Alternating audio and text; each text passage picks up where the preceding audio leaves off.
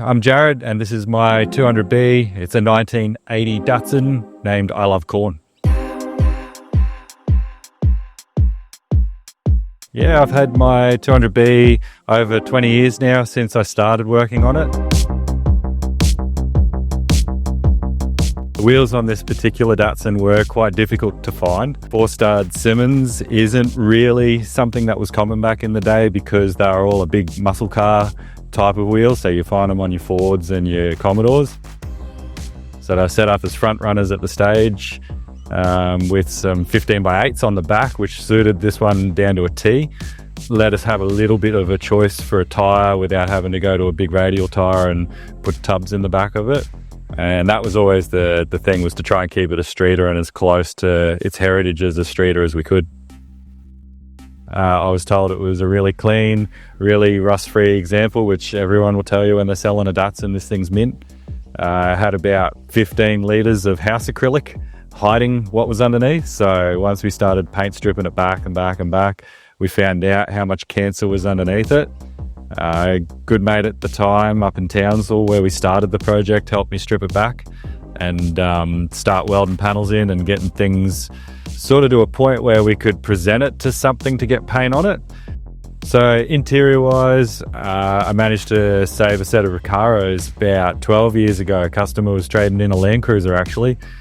Pulled some stuff out and I said, what are you keeping? What do you want to get rid of? And he said, oh, I think I'll just put some new seats in it. And I sort of put my hand up and said, well, I'd love those for a project that I got.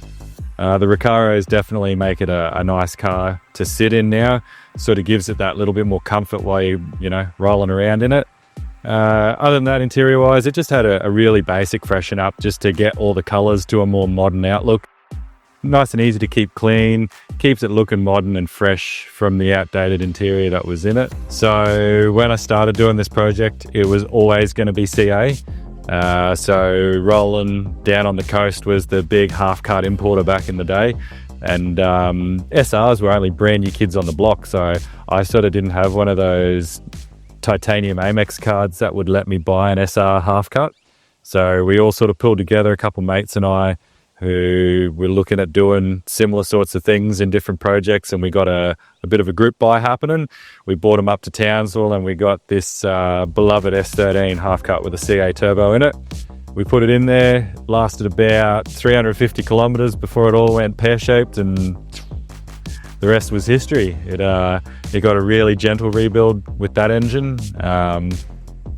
Some head studs and a gasket, basically just a freshen up, and slapped it back in, put it back on the road and got it registered, or it was registered but got it back on the road as a registered car. And then my life sort of changed direction and we had to come down to Brisbane. So brought it down here. I was out at a Fateful Power Cruise event back on number 2, I think it was, back when Power Cruise was in its infancy. And we had another let go, and that one definitely finished that motor. So once that motor let go, it was all or nothing. So I got its first real build. A friend of mine helped me build it back in the day. That engine actually lasted 15 years. So the motor that you see in it now is the same engine, although be it just fresh, doing happy laps and cruise days and power cruises in it. And it just went really, really well. It was a really good version 2 of that motor. And then before my friend retired, we said, let's pull it out and we'll give it some rings and bearings. So we pulled it out, and we all know how that story goes. It all ended up going a completely different way.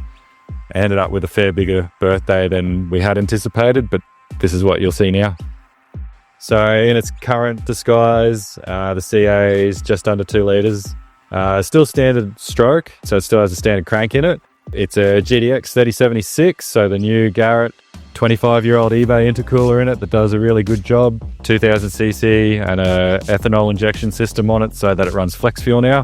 The Haltech got swapped over from the prehistoric Microtech, so it used to run LT10S just on pump gas, and it always made a reliable sort of 3 to 350 depending on the turbo on it at the time. Now with this system and on the E85, it nudges past 500 horsepower, and she's still loosening up when we ran it up at that number, so I think there's still a little bit more in there to hide. Hubs, we had some custom hubs made. Very talented bloke that's well known in the industry, made me those by hand. So they would, again, the Simmons were a non-negotiable. They were a wheel that took a long time to find and a long time to build that size and that offset. So to make them fit with that strut and that brake was a non-negotiable. And kudos, like they fit perfectly, everything sits tucked, nothing pokes, and it just looks period correct. The back, let's just say that it probably blew 10 times the amount of diffs that it did engines before I built it properly. If it was easy now to find old Datsun diffs, I'd probably still just be welding them and banging them. A late man named Dan helped me build this. It's a Japanese 9-inch, so it's a Hilux True Track center. Runs the big spline axles. It's got Mazda brakes on the back of it, handbrake that actually works when you pull the thing on. It's all rose jointed and solid in the rear, so all adjustable arms. It's really tight and really strong. Being the young fella that dreamed to have something like this when I was 18 years old, the one thing that probably has held me in really good advice over all my years, both personally and in business, always try and buy the best one you can afford. I know when you start out and you've got to try and start building something up from scratch, can't always put all your eggs in one basket and spend the best of everything, because you got to make some money before you can spend it. But shout out to some of the really good humans in the world that have helped me over my time, is get connected with good people who know what you're trying to do or have been there before. Having some wealth of knowledge in the Datsun community that you can tap into and not have to learn the hard way about how to do things twice, 3 times, 8 times. Be surrounded by good people that want the same things as you and have that same sort of ambition. And I found this group called QPDC, which was Queensland Performance Datsuns, and I just showed up and I was like, hey, I don't know anyone, here's my Datsun. It was the odd one out because no one done 200Bs. This is quite different to the traditionalist's idea of a Datsun build. And I just met some really cool people, Buzz and Mick and Kel and Steve and the guys back in the day that are still there. Eric, thank you, sir. It's been an honor to have met some really cool people that have that same interest. We started doing a couple of happy laps or doing the power cruise back in the day before it turned into what it is now. Was just this underground little thing that happened out at the raceway.